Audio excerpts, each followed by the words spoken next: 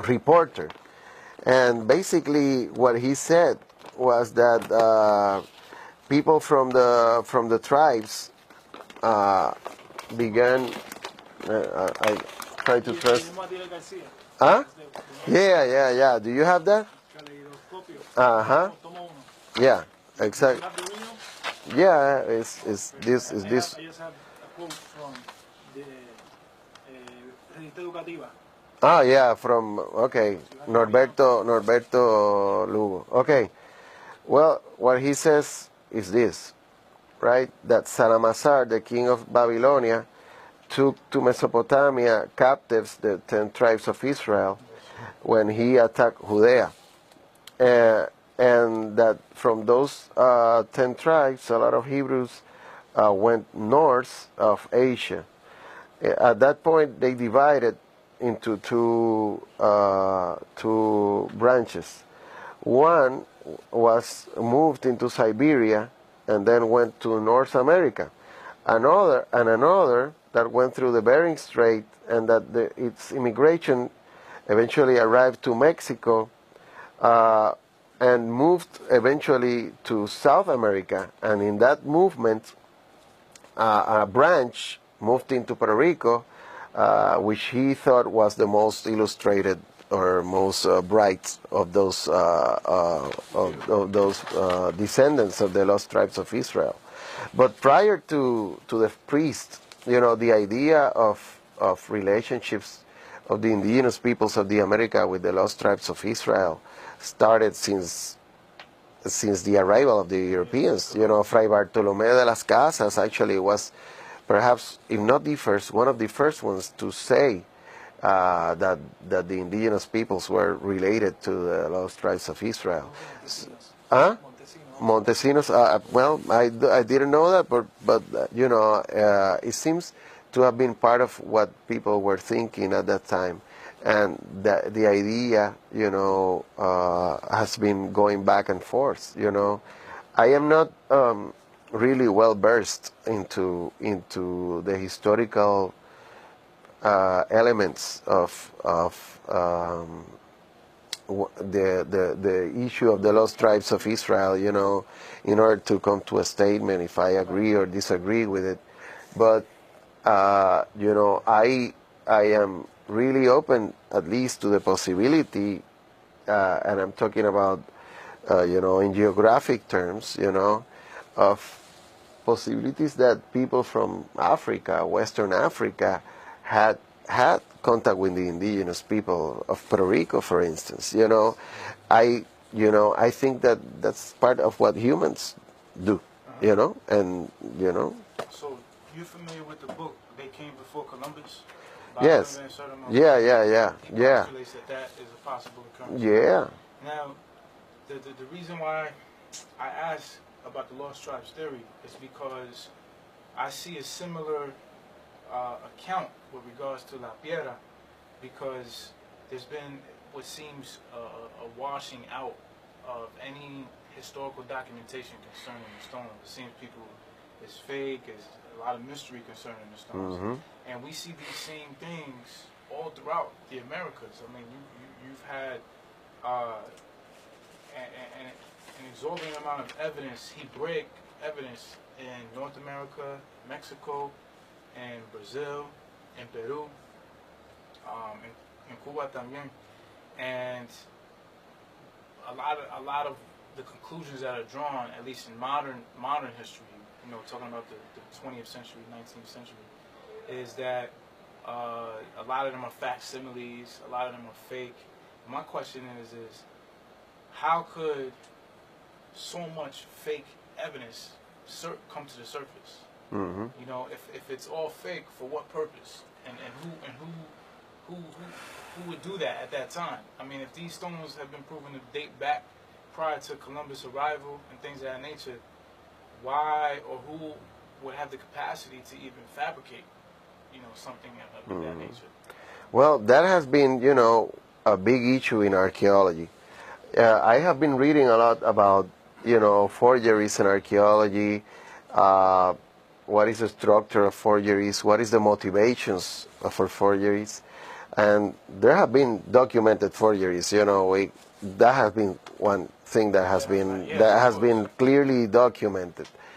But then again, I think that people assume that these types of findings are forgeries before analyzing them scientifically. And for me, that's anti-scientific. So this has been the case in many issues, like people say, well, no, that's fake. And have you seen them? Most archaeologists in the Caribbean that's fake. And I say, have you seen the stones? So, no, then how are you saying that these are fakes, Yeah. So there is a premature inclination in many cases to say that these stones are fakes. Motivations, well, many people could have religious motivation. I don't know what.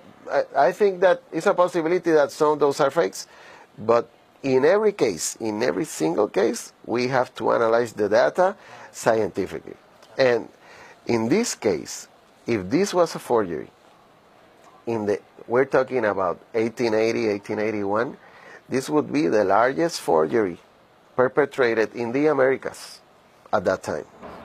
There had been no larger forgery than this one, done by a priest in the 19th century in southern Puerto Rico, that didn't gain anything from this.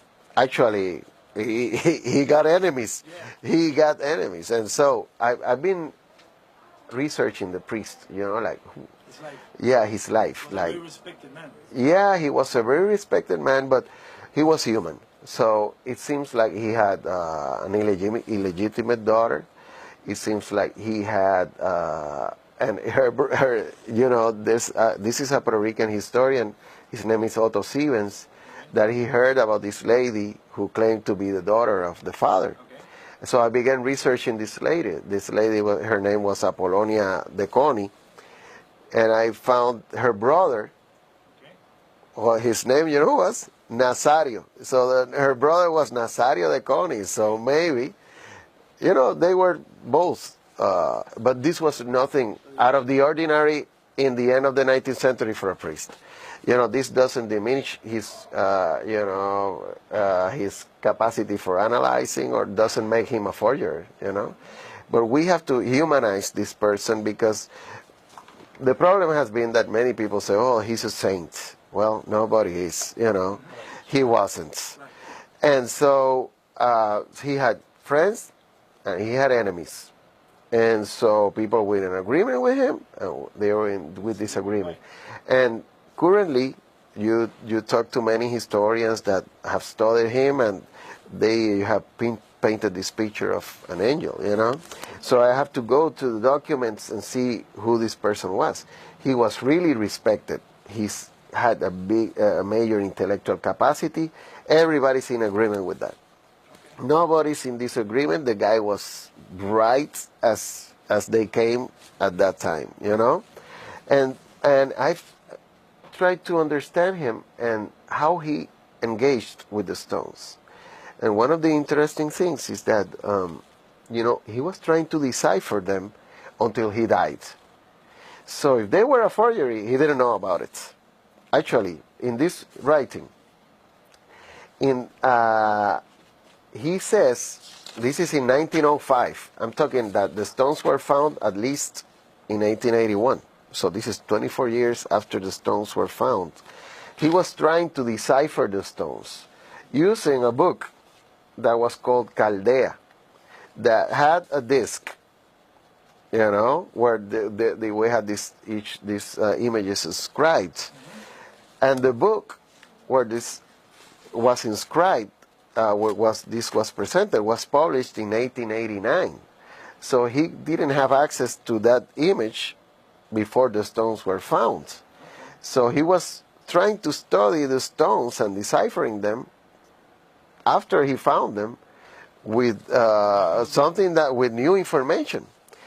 So and he continued to do that. When Fuchs went to him, he actually gave them the monograph of his interpretation of the stones. And he said that the lost tribes of Israel, he continued to cling. In his statement, yeah. He stood with the lost tribes of Israel idea. And you know, for me, it was really interesting that I've been researching the collections, you know, and like a week ago, a friend of mine, he is a director, a curator in a museum in France, you know, because Alphonse Pinard took some pieces to different museums. And I said, man, you know, are these pieces there? He says, man, yeah, they're here, right? And in France, he found like 38 artifacts that the father had given to the priest. So but he writes to me, hey, but the stones say Janohah, Puerto Rico. I said, Janohah, Puerto Rico? You know, Janohah, what's Janohah? You know, like I began researching Janohah. And I began looking at, you know, historical documents, everything, right? And so I began saying, well, Janohah, put it on the internet, you know. So Janohah is a territory, you know, where the tribe of Ephraim was located. And so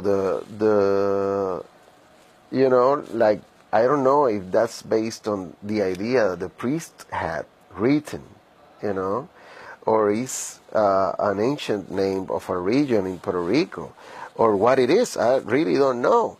But right now I am trying to see, okay, so this ties up with the idea that the priest was working on the lost tribes of... the so-called theory. Well, it doesn't confirm it necessarily. It just says that the priest was using a name for locating the stones that had to do with that region, you know. I don't know if that name was put by the priest, by Alphonse Pinard, but somebody managed that name. And that name has to do with this territory, is the northern boundary of this territory, you know, when you have the locations of all these, of all the tribes, you know. And the northern fringe, you know, is related to this. And so I need to delve into this, but the problem I've run to is, you know, that...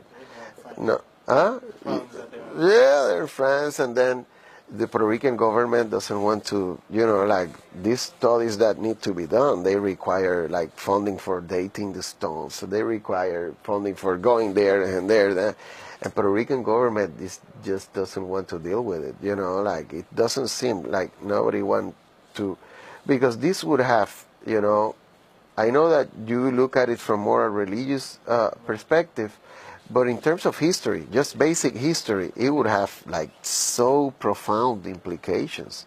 And what it would talk about is our capacities, you know, of our ancestors, our African, our indigenous ancestors, to interact, you know, form bonds, you know, bonds that perhaps stretch back into hundreds and hundreds of years, you know.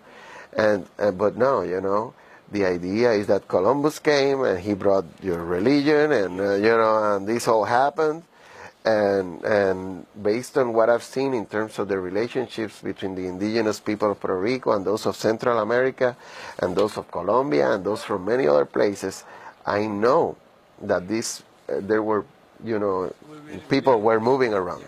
They were moving around. Boss, let me just Sí. make sure, because you dropped some